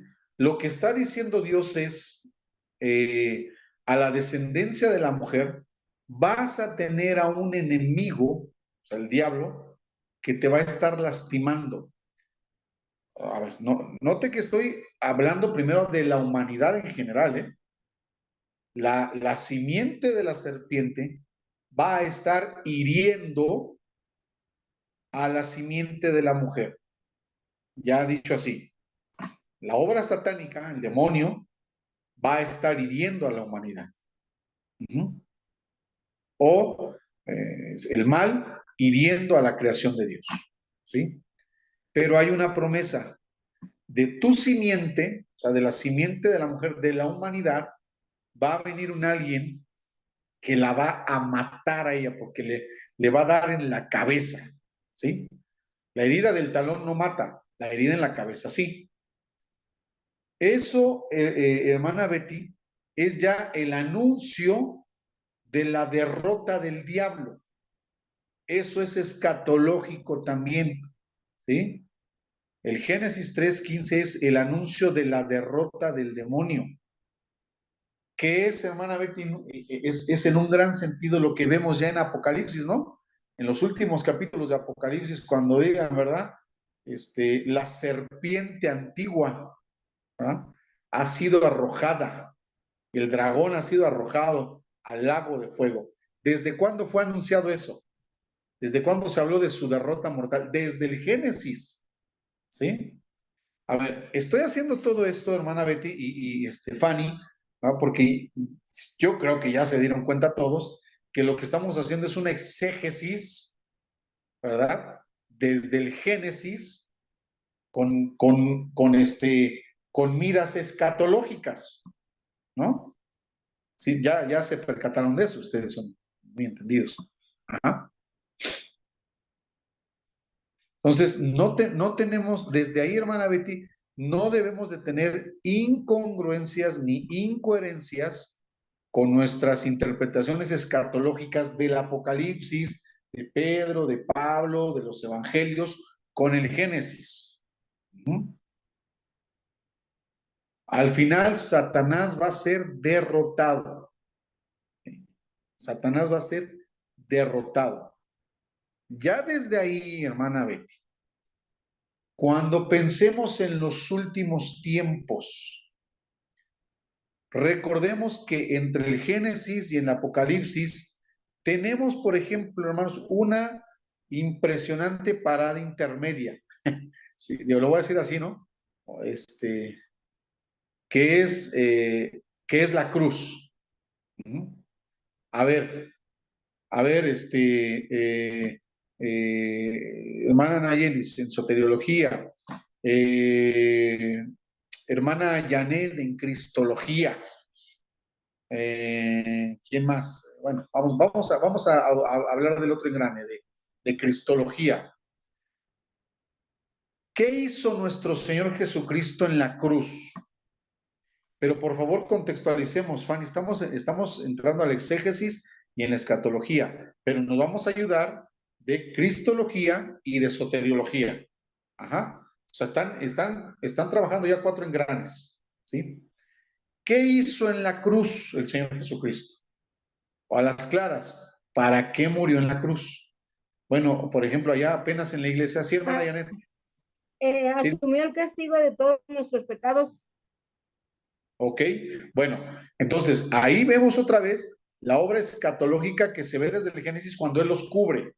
Ahí en la cruz, su sangre es derramada y son cubiertos nuestros pecados. Pero ¿qué más? ¿Qué otra obra el Señor Jesucristo realiza en la cruz? Aparte de salvarnos al ser humano, a ver, lo digo directamente. Pues fue el sacrificio. ¿Mande usted? Por ejemplo, ahí nos está hablando que estaban anunciando el sacrificio. Él es el sacrificio, él fue el sacrificio. Muy bien. Para eso. A ver, pero a ver, hermana Nayeli, a ver, hermana Janet, a ver. Ok, él es el sacrificio. Muy bien. Pero ¿para qué más es ese sacrificio? Además de salvar, además de cubrir, ¿qué más logra Cristo en la cruz? Y la pregunta directa es esta. Ahora, en relación con la obra del diablo, ¿qué hace Jesús en la cruz? Lo venció completamente. ¿Cómo? Al enemigo. Lo venció completamente. Exactamente, hermana Mari, muy bien. Ahí el diablo es enjuiciado, vencido y condenado. Y arrojado. Exacto. En la cruz es enjuiciado, es vencido y es arrojado. Es condenado, sí. Ahora, a ver, hermana Betty, entonces, cuando nosotros hablamos ahora sí ya de los últimos tiempos, ya literalmente de lo que va a suceder en el futuro, ¿qué visión tenemos tradicionalmente del diablo o de la hora satánica al final de los tiempos? ¿Cuál es la visión, digamos, más tradicional? ¿Qué es lo que hemos escuchado más? ¿Qué es lo que más nos han compartido? Pues que va a ser lanzado al lago de fuego. Ok, o no, atado por 1000 años también. No, pero antes de eso. Bueno, a ver, ubíquese en el milenio o al final del milenio, digamos, en la escuela premilenialista. Que va a ser lanzado al lago de fuego por la eternidad. Antes de eso. O sea, piense, por ejemplo, en la gran tribulación. ¿Qué nos han enseñado de la gran tribulación? ¿Qué va a pasar con el diablo? Pues ¿Qué hace el diablo en la gran tribulación? Pastor. Sí, hermana Nayi. Que sería un tiempo en que se intensificaría su poder maligno sobre todos. Efectivamente. ¿No es eso lo que nos enseñan, hermanos? Que el demonio al final de los tiempos va a agarrar una potencia y un poder ¿verdad? Impresionantes. A ver, yo no voy a decir que no. No voy a decir que la Biblia, que los evangelios, que las cartas, que el mismo Apocalipsis no dicen que al final de los tiempos va a suceder esto. Pero la cuestión, hermanos, es que tal vez en esa idea de enseñar que el diablo va a ser desatado o que va a caer un gran asteroide que va a abrir las fuentes del gran abismo y que de ahí va a salir el Abadón, el Apolión, ¿verdad? Nos dan una idea de que ese ser maligno, va a ser completamente de las suyas, va a ser completamente su voluntad, con un poder ilimitado y que va a agarrar a los santos y los va a matar y los va a hacer todo eso. Y eso, hermanos, nos ha creado, creo yo, desde esas perspectivas escatológicas así, ¿verdad? Nos ha creado la idea de un ser que no ha sido derrotado. Pero me regreso otra vez a la pregunta. ¿Qué sucedió en el Calvario? ¿Qué sucedió con el diablo? ¿Qué dice el mismo, por ejemplo, apóstol Pablo cuando le escribiera a los Colosenses, ahí en el capítulo 3, ¿no? Creo que en el capítulo 3 o el 2, ¿no? Cuando dice, ¿verdad?, que él exhibió a los principados y a las potestades, que dice, triunfando sobre ellos en la cruz. ¿Qué sucedió con el diablo en la cruz? Hermanos, fue derrotado. Imagínense ahora que despojando todo este contexto escatológico, hermana Betty, desde el Génesis, donde en el Génesis se profetiza que la simiente de la mujer lo va a herir en la cabeza, que nos brincamos toda la historia del Antiguo Testamento para llegar a la cruz y vemos que ahí se consuma esa profecía. Ahí el descendiente de la mujer por excelencia, que es el segundo Adán, nuestro Señor Jesucristo, le da la patada mortal al diablo y lo derrota, ¿no? Testifica el mismo apóstol Pablo, creo yo, en una de las cartas a los Corintios, cuando dice que si ellos, que si el ser maligno, que si los principados y potestades hubiesen sabido lo que estaba sucediendo en la cruz, ellos mismos no hubieran arengado al pueblo a que le dijeran, sí, crucifícalo, crucifícalo, ¿verdad que no? Ahí fue derrotado el demonio. Entonces, ¿qué es lo que pasa para que al final de los tiempos nosotros pensemos que ese ser derrotado, condenado y enjuiciado, como que va a actuar como soberano absoluto de la tierra? Bueno, tendríamos que ver si la Biblia dice que después de la derrota en la cruz, ¿verdad? Al estilo de uno de los que fueran a mí me gusta el box, y uno de los boxeadores que yo he preferido en la historia se llama Juan Manuel Márquez, el dinamita Juan Manuel Márquez, un peleadorazo, muy buenísimo. Pero Juan Manuel Márquez tiene en su historial que varias veces lo mandaron a la lona. O sea, varias veces en sus combates, lo tiraban al pobrecito, pero la grandeza del boxeador, del dinamita, es que se levantó de todas esas veces que lo tiraron y se levantó para ganar las peleas y para noquear. ¿Será, hermanos, que estamos con el diablo, con alguien que podríamos compararlo con el dinamita Márquez, es decir, alguien que recibió un knockout brutal en la cruz y se levantó de la lona y al final de los tiempos va a salir a rifarse los últimos rounds? O sea, ¿será que es eso, hermanos? Esa es la idea escatológica que debemos de tener, por ejemplo, del diablo. A ver, ¿qué piensan, hermanos?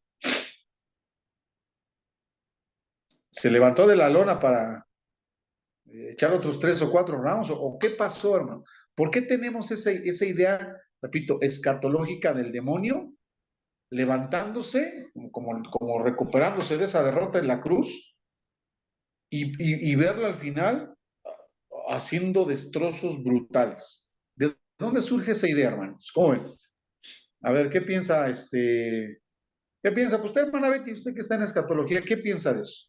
A ver, bueno, la hermana Pues, Betty y mi hermana Nay. pues no va a ser así. O sea, no va, yo pienso que no es así, pastor, pero yo creo que Dios todo tiene el dominio pero está escrito ya en la palabra. No sé cómo va a ser eso, pastor, pero no es como usted lo se refiere, pero pues sí lo dice la Biblia. Ok, gracias, hermana. A ver, hermana Nay. Pienso que es por la escuela escatológica que traemos y esto es por la interpretación que se le da a Apocalipsis. Muchos de los que son símbolos o que son un lenguaje figurado se ha tomado también literal y entonces ya se crean escenarios, nos han creado escenarios que nosotros, esa es la escuela que traemos. Entonces yo pienso que es por eso, es por la interpretación que se le ha dado a Apocalipsis que nosotros pensamos eso, pero aquí en Hebreos dice, para destruir por medio de la muerte al que tenía el imperio de la muerte, esto es al diablo, y librar a todos los que por el temor de la muerte estaban durante toda la vida sujetos a servidumbre. Eso es parte de lo que hizo Cristo en la cruz, de librarnos ya de ese temor a la muerte que todo aquel que no conoce al Señor pues tiene. Y nosotros fuimos librados de eso. Él es parte de la obra que Cristo hizo en la cruz, ¿no? Pero ese entendimiento que nosotros tenemos es por como se nos ha enseñado a interpretar Apocalipsis, Ok, pienso yo. sí, no, y de hecho sí, Yo, por ahora en la iglesia hemos estado platicando de la primera carta de Juan, y ahí en el capítulo 3 de la primera carta de Juan, también se nos habla que para esto apareció el Señor Jesucristo, para deshacer las obras del diablo. Entonces, todavía no estamos, hermanos, digo, estamos en el repaso todavía de escatología, pero yo lo que estoy haciendo, hermanos, es es esta idea, hermana Betty, de que vayamos conectándonos desde el Génesis, ajá, y pasemos por todo el Antiguo Testamento, pasemos por los profetas y su lenguaje, el lenguaje profético, para que podamos hacer una más contextualizada, no así sin mejor, pero sí voy a decir, más contextualizada interpretación escatológica. Ajá. No, entonces, empecemos desde el Génesis, por favor. ¿Sí? Empecemos desde allá. A ver, ¿qué es lo que dice el Génesis? Que va a suceder en el Apocalipsis. Eh, por ejemplo, ahorita en cuanto a esta situación, esta cuestión de la obra satánica, ¿no? Estamos ante un ser derrotado, fue derrotado en la cruz. Entonces, independientemente de, como bien dice la hermana Betty, y por eso la hermana dentro de su comentario hizo algo. Usted dijo, bueno, sí dijo, no sabemos cómo va a ser. A ver, ¿cómo lo dijo? Es que tenía su comentario, pero dijo, no sabemos cómo va a ser. Sí dije, no es como usted lo pinta y no tampoco puedo asegurar cómo va a ser, pero las escrituras lo dicen, ¿no, pastor? O sea, tendríamos que meternos, sacar esos pasajes donde nos habla de eso. Ok, y ya me acordé cuál fue la otra frase. Usted dijo, sabemos que Dios tiene el control. Ajá, bueno, esa frase, hermana, es la clave precisamente para entender cómo va a ser la obra satánica al final de los tiempos. Dios tiene el control, es decir, no podemos irnos precisamente a la idea de que el diablo va a actuar como todopoderoso. Se diría así, hermanos, fíjense cómo se diría, como pantocrator, ¿no? Como gobernante absoluto, porque el diablo ya está derrotado. Ya citamos Hebreos, citamos Juan y también citamos Colosenses. O sea, el diablo ya es un ser derrotado, está derrotado. Y Génesis, que nos habla de que iba a ser derrotado.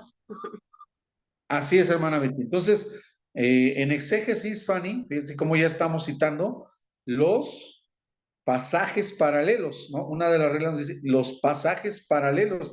Y nótese cómo los pasajes que hablan de ese tema están hasta el Génesis, ¿no?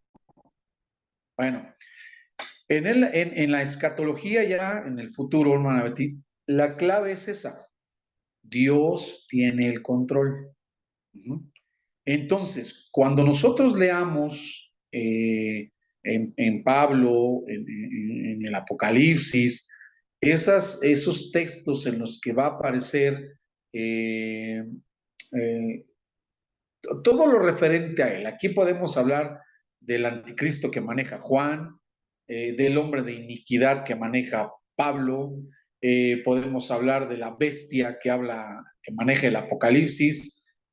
Aquí tenemos que entender, hermana Betty, si los tres son el mismo, ¿no? Son figuras figuras y títulos que hay que comprobar si el hombre de iniquidad del que habla Pablo, el anticristo del que habla Juan y la bestia del que habla Apocalipsis es el mismo. Hay que verlo, ¿no? Hay que hacer también una exégesis ahí para saber, pero vamos a suponer que sea lo mismo.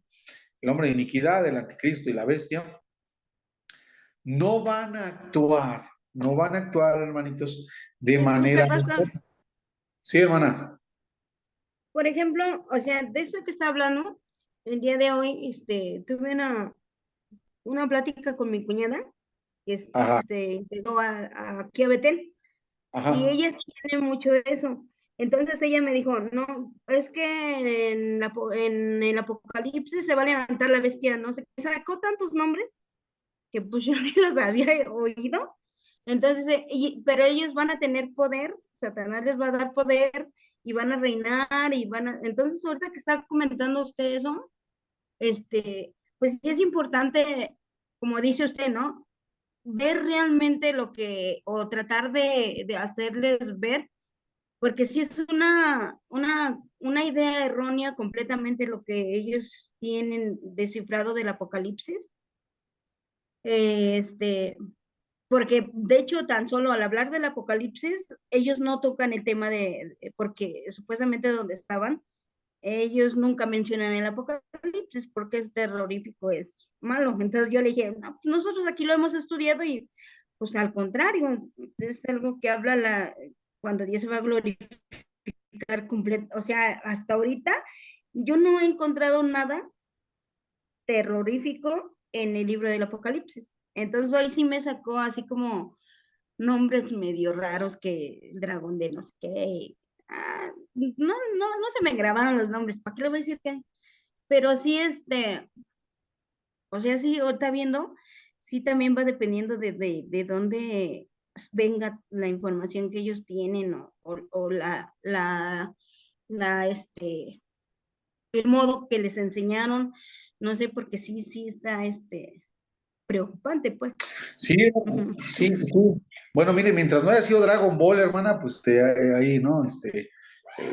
No la podemos llevar más tranquila, ¿no? Pero a ver, aquí el punto, hermanos, es que sepamos que en escatología, hermana Betty, de hecho y de entrada, al estar ya profetizado, se sobreentiende que Dios tiene en control todo. O sea, si Dios lo predijo y lo predestinó, es porque está en el control de Dios, ¿sí? Esas imágenes apocalípticas, repito, es ese pasaje tan imponente, ¿no? De cuando se abre el gran abismo, ¿no? Y salen todos esos seres que son como langostas, pero que a la vez son como caballos y a la vez tienen cabezas de leones, todo eso. Hermanos, no es ni por mucho la idea de lo que sucede, por ejemplo, allá en una provincia de España que se llama Pamplona, y aquí también en México ya, creo, en uno de los municipios de Tlaxcala, creo que es Huamantla, corríjanme, es así, se lleva a cabo unas fiestas entiendo que los de Huamantla le copiaron a los de Pamplona, porque el nombre Pamplonada viene de allá. Y ustedes, yo creo que ya saben de qué se trata, ¿verdad? En la Pamplonada lo que hacen es que hay un montón de gente en las calles y sueltan toros, ¿verdad? Sí han visto eso, ¿no? La Pamplonada. Pues acá también en México ya hacen algo así, no creo que en Huamantla y en Tlaxcala hacen lo mismo, ¿no? La Huamantlada le llaman. Y pues se entiende, ¿verdad? Que cuando los de Pamplona o los de Huamantla sueltan a los toros, pues ya no tienen control sobre ellos, ¿verdad que no? Ahí ya, pues ahora sí que Dios guarde la hora, diría mi abuelita. Este, y a nadie, porque sí ha habido muertes, ¿no? Ya ha habido a quienes ha corneado el toro, dicen allá en Galicia, ¿no? No pasa nada, o sea, si desgraciadamente alguien muere cornado por un toro de Pamplona o de Huamantla, pues ni las autoridades, ni el gobierno, ni nada van a decir, oye, pues mataron a esta persona, pues está todo autorizado, pero a la vez, cuando sueltan a los toros está fuera de control, ya ahí nadie es responsable, pues ahí los toros, ¿no? O a ver, esa sería la idea de que Dios va a ser una especie de pamplonada al final de los tiempos cuando abra el pozo del gran abismo, porque recuerden que el que manda, o sea, digo, literalizando, hay un poquito las expresiones apocalípticas. ¿Quién es el que envía? Cuando Juan ve en esa visión, cayó un gran meteorito. Si Dios es el soberano de la creación, ¿quién envía ese meteorito? ¿Quién lo va a enviar? ¿El diablo? Dios. ¿Verdad que es Dios? Entonces, ¿será que Dios va a ser una especie de pamplonada al final de los tiempos? Va a abrir así como abren en Pamplona, va a abrir las compuertas para que salgan todas esas bestias y pues, muchachos, pues ay Dios, ahora sí que, pues sálvese quien pueda. O sea, ¿eso va a pasar? O sea, Dios ya no tiene el control sobre esos seres que van a salir del gran abismo. ¿Ya no lo tiene?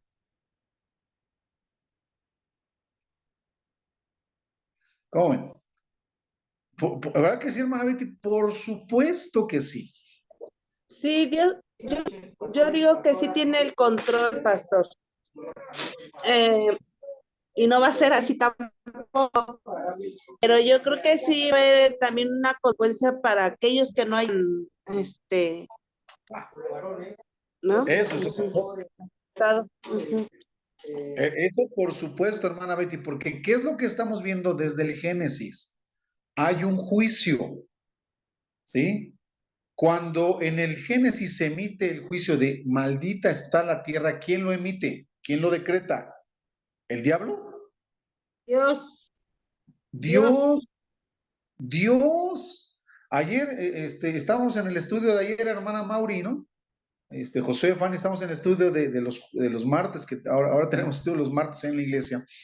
Y precisamente estamos estudiando el libro de Deuteronomio, y llegamos al capítulo 28, donde se habla de las bendiciones a la obediencia y de las maldiciones a la desobediencia, y deseamos eso precisamente, ¿verdad? Nosotros de repente tenemos una imagen de Dios que nos, al ser imagen y semejanza nuestra, ¿no? Dios es imagen y semejanza nuestra.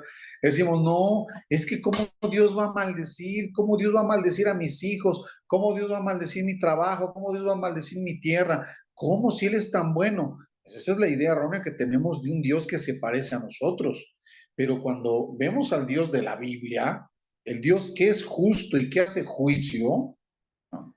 Entonces no tendría por qué, bueno, número uno, sorprendernos, número dos, espantarnos en esos términos, y número tres, tampoco tendría por qué decepcionarnos que al final de los tiempos Dios mismo, así como les enviara, seguimos en esta cuestión, hermanos, seguimos en este punto desde el Antiguo Testamento, cuando Dios mandó juicio sobre Israel, no utilizaron los profetas ese lenguajes o frases muy similares al referirse a los ejércitos que iban a venir a invadir.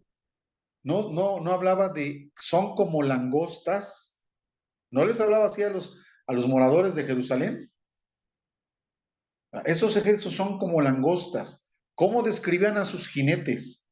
No decían, parece que vienen como sobre alas de águilas, sus armaduras son no sé cómo, sus caballos son como eso. No, no son descripciones similares a las que se hace de esos seres que aparecen en Apocalipsis. Entonces, si Dios envió su juicio a Jerusalén en esos términos y en esas dimensiones de mandar a Babilonia, de mandar a los asirios a masacrar como resultado del juicio a Jerusalén, ¿cómo no pensar que el mismo Dios de los profetas es el mismo Dios que se revela en Apocalipsis, valga la redundancia etimológica, y que es él el que abra el gran abismo y que de hecho esos seres que salen del abismo son enviados por Dios y que el mismo Abadón y Apolión tiene un paralelo con el temible ángel de la muerte que apareció en Éxodo. ¿Quién envió al ángel de la muerte a Egipto? ¿Quién lo soltó? ¿Quién lo desató? ¿No fue Dios? Entonces, esas imágenes, insisto, hermana Betty, apocalípticas que aparecen desde el Antiguo Testamento, son las que nos deben de dar luz para que veamos el Apocalipsis, pero desde ese contexto. ¿Sí, hermanos? Bueno, me emocioné tanto que ya son 8:47. Pero, bueno, eh, la idea, hermana Betty, es darle esta cuestión de la importancia que tenemos de ver la escatología desde el Antiguo Testamento para irlo llevando un poquito más contextualizada al Nuevo Testamento y pues ya al Apocalipsis, ¿sí? A ver, ¿alguna pregunta, mis hermanitos? ¿Algo más que quieran comentar? Sí, hermana Nayi. Yo, pastor, quisiera que he pensado mucho últimamente en esos temas escatológicos y yo quisiera que supiéramos la importancia de la escatología y el fin, que es la gloria de Dios, porque hay también otro sector que está, eh, ¿cómo se puede decir? Que está viviendo, de cristianos, que están viviendo en un yugo como de temor por esos temas escatológicos, en vez de ocuparse en lo que deben de estarse ocupando. Entonces, yo platicaba con una persona en la tarde y le decía, es que el propósito de la escatología no es tenernos así asustados y en temor, y empezamos a descuidar las cosas de Dios y empezamos a descuidar muchas otras cosas. El propósito de la escatología es la gloria de Dios, como lo vemos desde el principio de la Biblia y hasta el final. Es la gloria de Dios y hay personas que lo están como que fatalizando todo, ¿cómo se dice? Cuando están de verdad ya están deprimidas, hasta deprimidas por todo lo que está sucediendo y le digo, es que lo que debemos estar haciendo es instruyendo a nuestros niños en la palabra, estarlos formando y tratando de fortalecer esa fe en ellos y enseñarles que Apocalipsis no es para que te duela la panza, porque mis hijos me lo expresan así, o sea, mis niños son pequeños y me dicen, mamá, es que cuando hablan de Apocalipsis o así me duele la panza y que no sé qué, ahí es cuando debemos de entrar a enseñarles a nuestros hijos cuál es el propósito de Apocalipsis y de todo eso. Mi amor es la gloria de Dios, es que el Señor reina, el Señor vive, que ya no estamos bajo ese dominio de Satanás y de la muerte, que Él es rey, que Él reina. Entonces, yo pienso que esos temas son importantes en todas las congregaciones, en la iglesia, en las predicaciones, porque mis hijos me lo han expresado así, mamá, es que siempre que hablan de Apocalipsis o de las cosas que están sucediendo, del anticristo y todo eso, me duele la panza, tengo miedo, y trato de enseñarles a mis hijos precisamente eso, que es la gloria de Dios y que Dios tiene el control sobre todo eso, y que de lo único de ellos se deben de preocupar y de ocupar es de adorar a Dios, de amarlo, de obedecerle, de buscar su palabra, de leerla. Y pienso que eso es importante cómo lo interpretamos y es importante como cristianos cómo lo vivimos. Está bien, para los que no conocen a Dios, es como dice nuestra hermana Betty, es una señal de advertencia, es una señal de vuelvan al Señor, de vengan al Señor, pero para nosotros como cristianos, esos temas, ¿qué significan? ¿Qué son? ¿Cómo los interpretamos? ¿Y nos dan miedo? O más bien decimos, como dicen, ¿no? Sí, Señor, ven. Y que entendamos que Dios tiene el control de todo eso para no estar en temor. Bueno, así lo veo y quisiera que las iglesias lo enseñaran, también los pastores, porque hay Sí, muchos niños que tienen dudas y hay muchos niños que tienen temor. Entonces, yo desde mi casa trato de hacerlo así. No sé si estoy sí, bien. hermana. Sí, mire, o sea, sí, pero no, pero tampoco, hermana Naye, perdamos de vista eh, que la primer, digamos, o el primer sentido de advertencia de la escatología es precisamente para la iglesia. Ajá. Y esto también hay que decirlo de esa forma. ¿En qué sentido? O sea, el libro de Apocalipsis empieza capítulo 1 con la revelación, o sea, el Cristo glorioso, el Cristo glorificado. Pero 2 y 3 son el mensaje a las iglesias.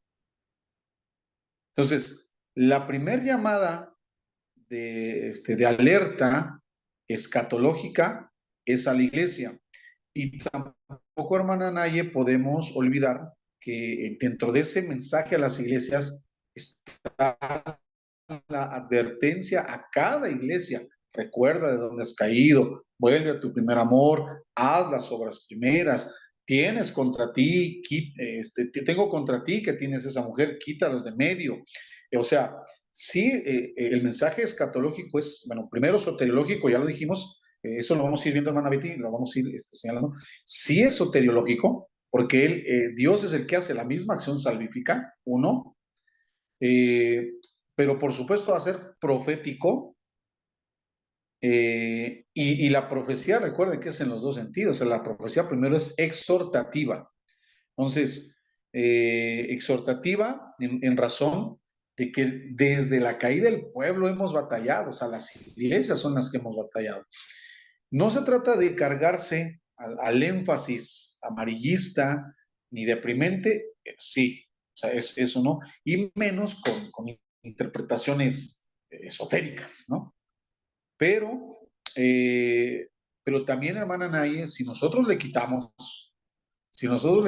esa parte profética exhortativa a la escatología, pues igual y entonces estemos casi, lo voy a decir de esta manera, como que regalando el paraíso o ofreciendo un paraíso que visto desde esta manera. Digo, me voy rápido ya para, perdón. El paraíso en el Génesis, ¿verdad? Albergaba a la humanidad y la humanidad fue sacada.